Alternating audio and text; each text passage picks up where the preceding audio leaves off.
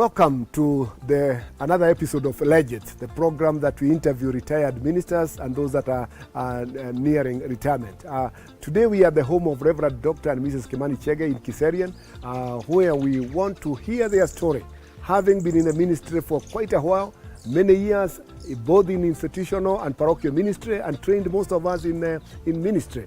Dr. Kimani Chege retired from active ministry in 17 years ago, and then 7 years from teaching at Desta University. We're happy to be here and to be welcomed, and I welcome you, the viewer, to listen to the story and the advice that we can get from them now that they're in retirement, so that we can also learn how to prepare ourselves for retirement. Thank you. Coming up on Legends. I found a house like this one. No sofa set, no table, nothing, no bed. It was empty, just like it was built, but and it was an old house. Okay.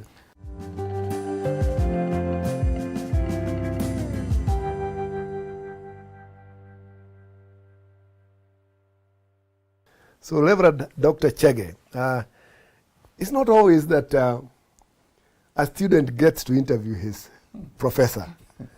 Students are always on the receiving end of the teachers. Now you are on the receiving end of your student. But welcome. So, could you please tell us, how did you get immersed in the ministry of the PC especially?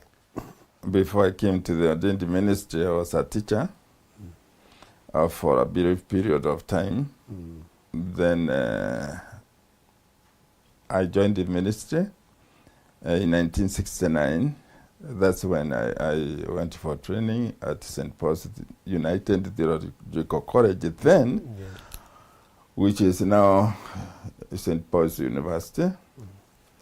I went for my practical training in Nyeri, Tomotomo to be precise, Tomotomo area in a parish called Magutu. Okay.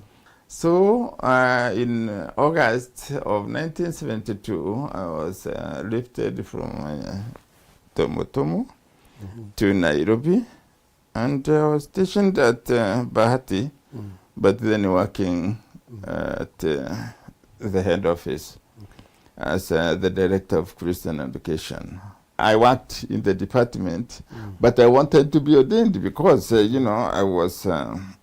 I had got to train for the ministry, the parochial ministry, that is.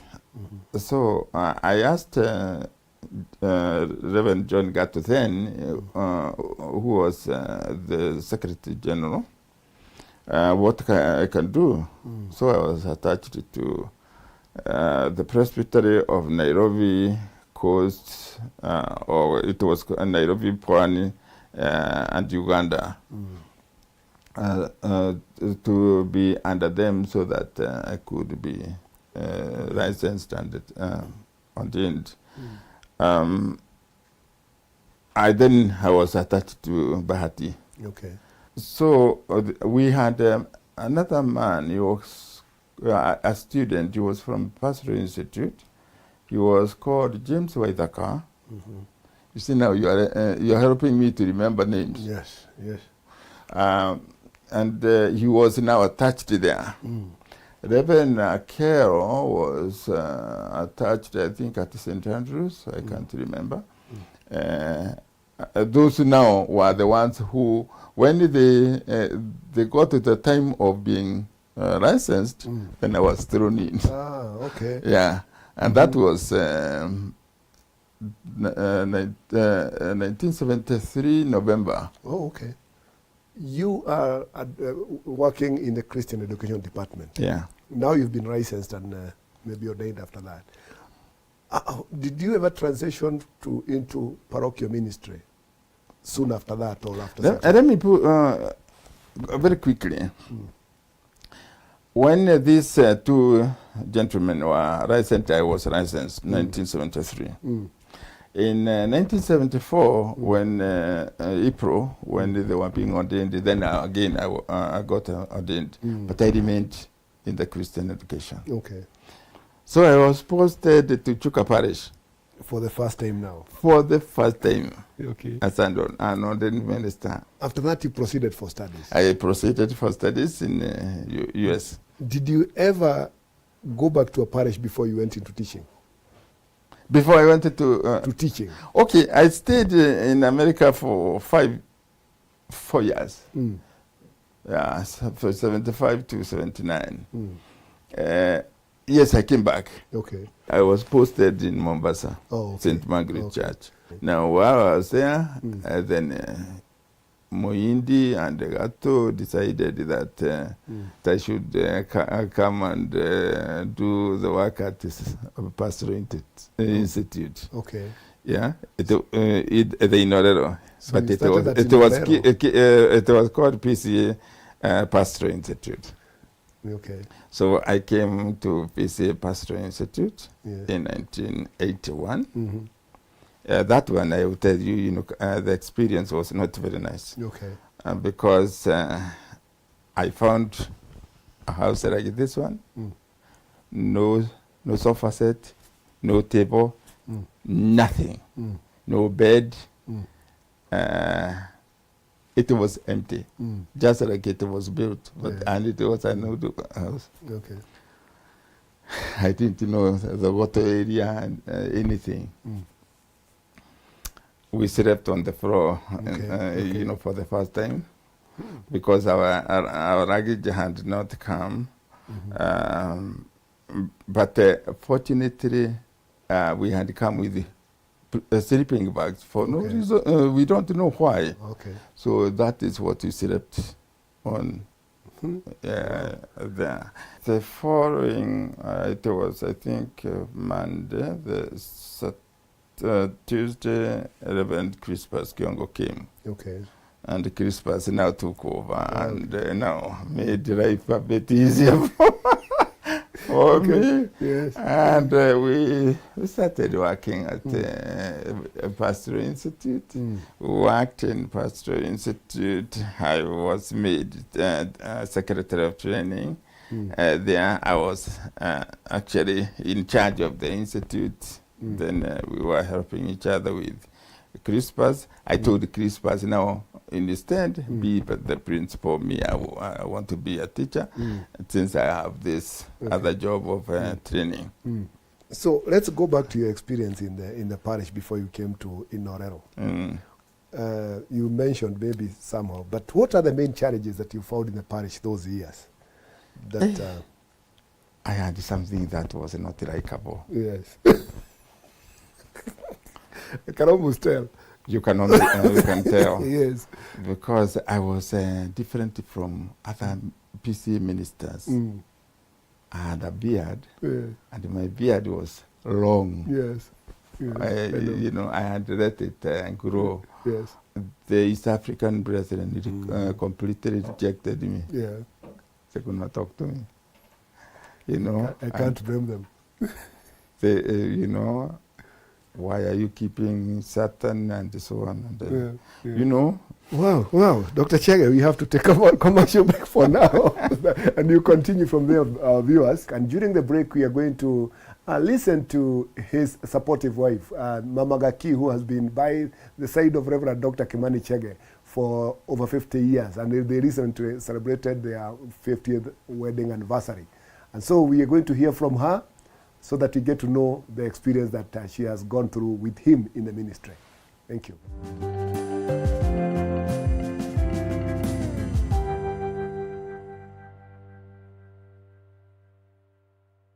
I am Jane Karuke Kimani, wife of the Reverend Dr. Kimani Chege. We've been married together for 50 years now, and those 50 years we were in the ministry. I married him after he had been posted. We are blessed with 2 adult daughters, Gaki and Kadure. The time I entered into the ministry, the wife was expected to be as much a minister as the minister. So when we went to parishes, I was given teaching jobs, talking to youth, talking to women. They didn't even ask me. It was automatic. I was put into the program to do some of the jobs that were being done. Of course, we were serving at a time when we didn't have many evangelists. We didn't have extra ministers. So if minister was not there, I was supposed to be there and help like him. The Christians are loving people. I experienced them when I entered in 1972. I continue to experience that love up to now. One of the things I experienced when I retired, I had the idea that when you retire, you can be able to offer your services to other places, and I found it very difficult after I retired. One thing that I really enjoyed was making sure that my husband is cared for better. Because when we both worked, we left in the morning, went to work, and came in the evening, both of us. So it was hectic. Coming up after the break. The two told me this, that is where you are employed is not where you are going to live.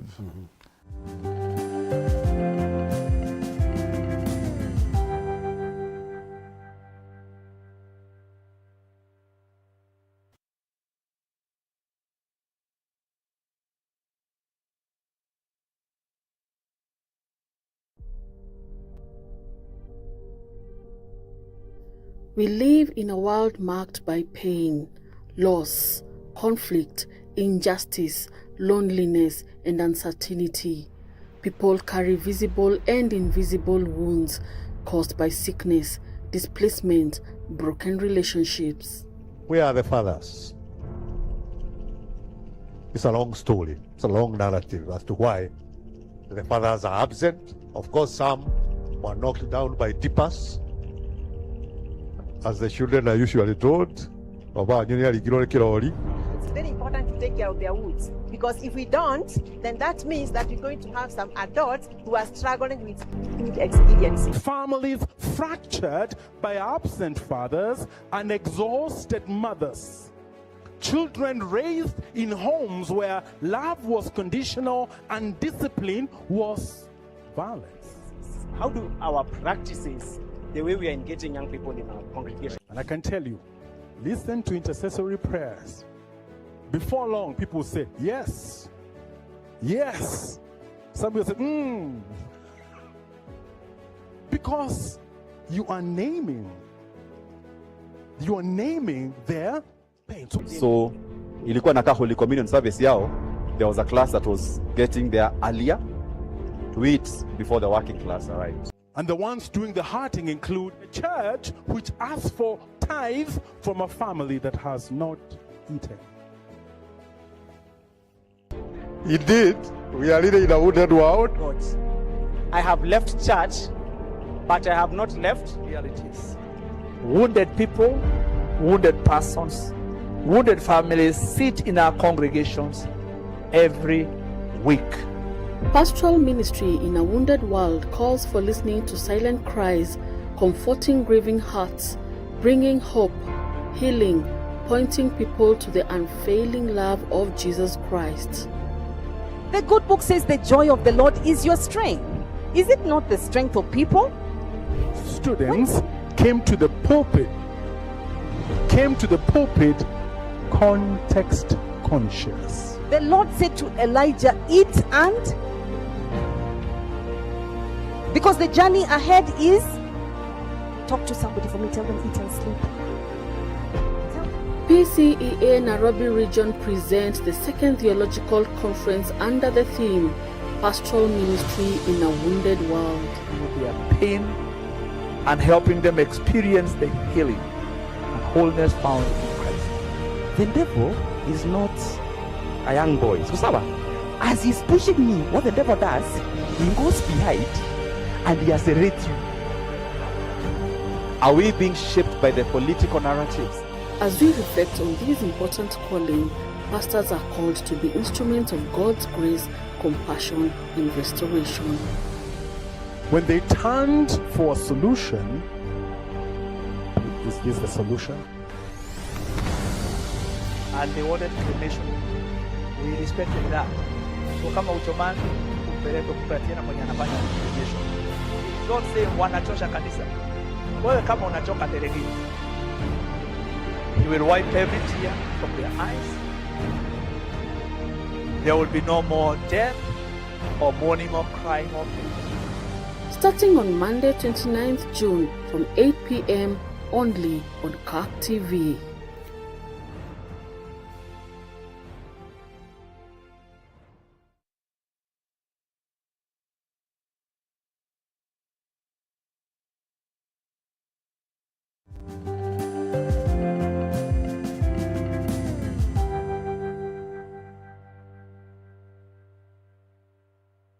Welcome back, our viewers. We are at the home of Reverend Dr. Kimani Chege. We are continuing with the interview, and now we move on to what he does and how he has transitioned into retirement after active ministry. So, how have you been spending your life? And maybe we can go back. How did you prepare yourself for retirement from teaching as a minister? I had a good friend. He just passed on 2021. He was called John Karanja, Reverend John Karanja. And with him also, I can remember the advice from the very Reverend Crispus Kiongo. The two told me this. Kwandiko tiko wotoro. Okay. If that is a good Kikuyu, I don't know. That is where you are employed, is not where you are going to live. When I was teaching at St. Paul's, this opportunity of the buying land, the PCA bought this land. Okay. And the opportunity now arose for those who are interested to buy land from the cooperatives. Okay. So I said, okay, let me buy it. It was actually for speculation for me because Mombasa was my place. In probably 1995, we decided to build. Yes. By 97, the building was up. Okay. You see? So now, if you are talking about retirement, that is the first thing of preparation, to have your own place. We felt confident that even if we retire, we have a place to retire. Now, then, you know, the other thing is, you know, there are our pensions in the, because of work, and we started investing for at least for how we can retire. Okay. And we retired. Okay. So now, in a nutshell, how do you spend your life in retirement? Are you engaged in ministry work or just family? How am I? Right from the word go, me, I was and I am a minister of the Presbyterian Church. Yes. When I was teaching, I made sure that I'm attached to a presbytery. I always said that I am God's instrument. God used me in the way you want. So, you know, they used me as a minister, preach, baptize, went, bury, and so on. So I'm quite fully used by those who want to use. Then I am invited by others to facilitate seminars and so on. You know, I'm a professional counselor, so I do what we call pro bono services. I don't charge anything. Okay. It's good to hear that in your retirement you have enjoyed a very good working relationship with the ministers that you've been put under, though almost all of them were your students. And that is very important to hear ministers that are active in the ministry and are engaging the retired ministers and keeping them active, though retired, is very important. So if you were to go back to active ministry, what is the one thing that you you think that you wish you would have done and you never did, or accomplished and you never did? When I was in my first parish, in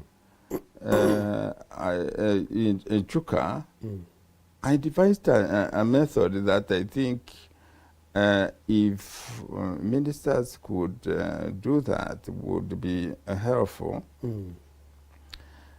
Because the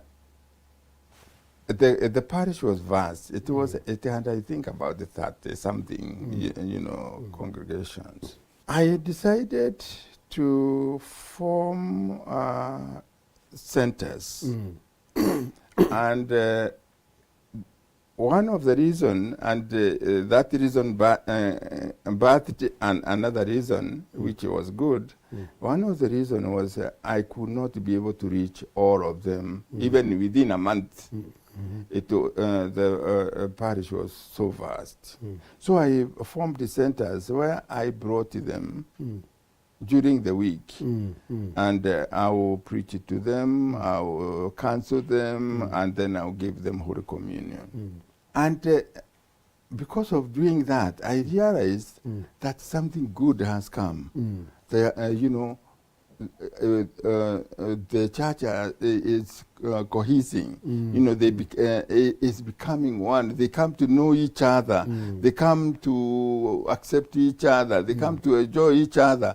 So fellowships, not necessarily the fellowship of brethren, but the fellowship where then I decided I will be teaching them even the Bible when that opportunity has happened.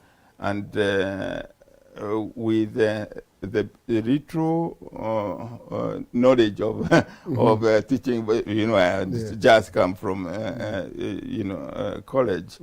So I started trying to use that knowledge that I had learned. And it worked very well. I was very happy. Even today, those I meet, they still remember and they say, and actually some of them will call me Mwarimu. Yeah, because then I taught them the Bible, the concept of Bible study. But now mine was trying to just enlighten them, to understand. So that one, I would... it was one thing which you would want to uphold. But then I left without realizing, that. But some of them wrote to me and they said, "Oh, we are doing well." Yes, that was good. That was a good one. Now, before we come to the end, I'll ask this question off the cuff, though. Dr. Kimani Chege is Meru. Yes. But the name is more Kikuyu than Meru. Is it not more? How come? It's Kikuyu. Yes.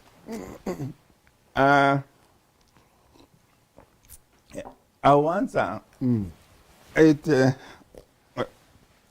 When I went to the US, I got a Kimani but not Chege. I got a Chege. Then, and they were not Kenyans. Oh, yes. They are not Kenyans. It's true. Several people with their names from So, Kenya, but they are not Kenyan. And now I'm talking US. Yes, in the US. I know quite a number. They are not Kenyans. So I said, and they, they told me, it's a common name in our places. I said, fine, okay. Now, for me, yes, I'm culturally a Meru. Yes. Because I was brought up in the Meru culture from the year 3 all the way to today. Maybe today not, because I'm in Maasai, maybe I'm embracing the Maasai culture. My parents were Kikuyu from Muranga. They migrated to Meru. And then I grew in Meru. I decided that my mother's name was very important and very nice. Again, I learned that in US. Oh, okay. In US, they will ask you what would you like to be called? Yes. What is your first name? What's your last name? Yes. Then I scratched my head because no one had asked me that. And I realized my first name is Kimani, not Washington. Yes. Yes. I don't know whether you know. I know that. Washington. Yes. Then the last name was Chege, because that's my father.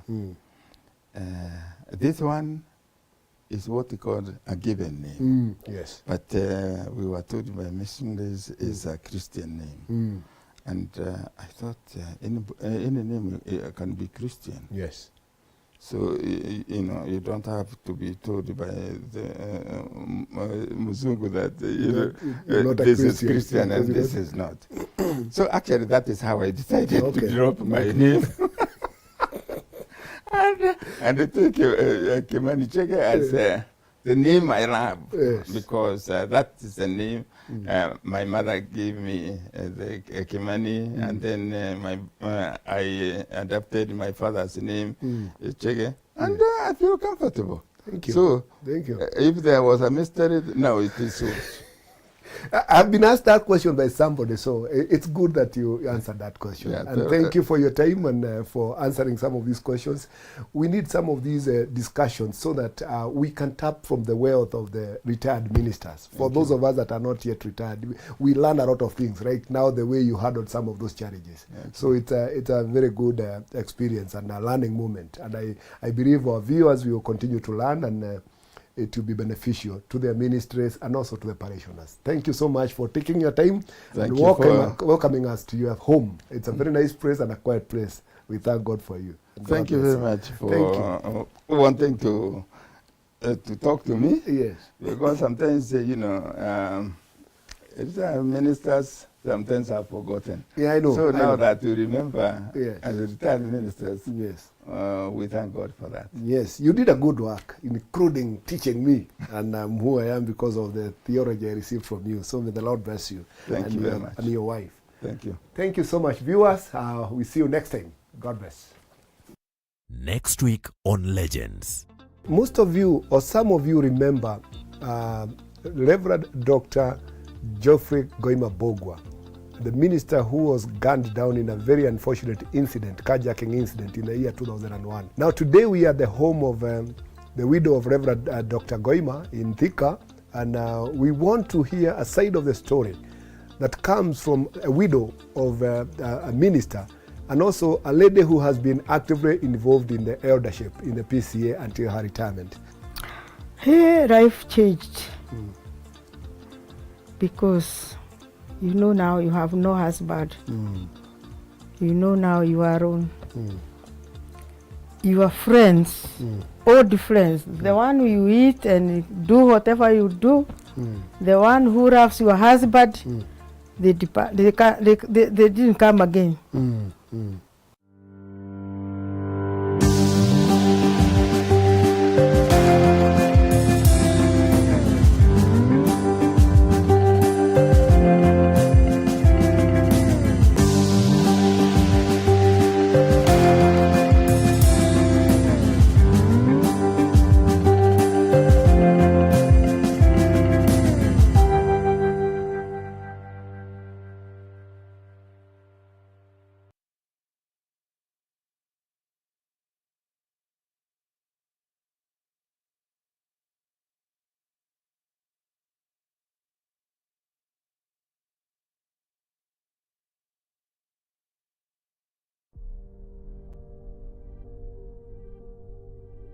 We live in a world marked by pain, loss, conflict, injustice, loneliness, and uncertainty.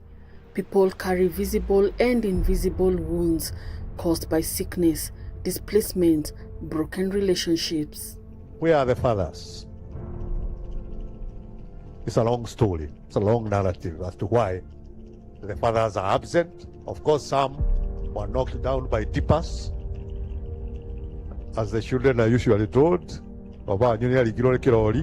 very important to take care of their woods. Because if we don't, then that means that we're going to have some adults who are struggling with food experiences. Families fractured by absent fathers and exhausted mothers. Children raised in homes where love was conditional and discipline was violence. How do our practices, the way we are engaging young people in our congregation? And I can tell you, listen to intercessory prayers. Before long, people say, yes, yes. Some people say, because you are naming their pain. So ilikuwa na Holy Communion service yao, there was a class that was getting there earlier to eat before the working class arrived. And the ones doing the hearting include a church which asks for tithes from a family that has not eaten. Indeed, we are living in a wounded world. God, I have left church, but I have not left realities. Wounded people, wounded persons, wounded families sit in our congregations every week.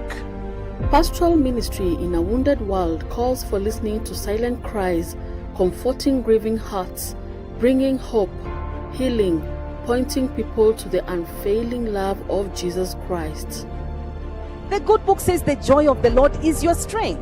Is it not the strength of people? Students came to the pulpit context conscious. The Lord said to Elijah, eat and... Because the journey ahead is... Talk to somebody for me, tell them eat and sleep. PCEA Nairobi region presents the second theological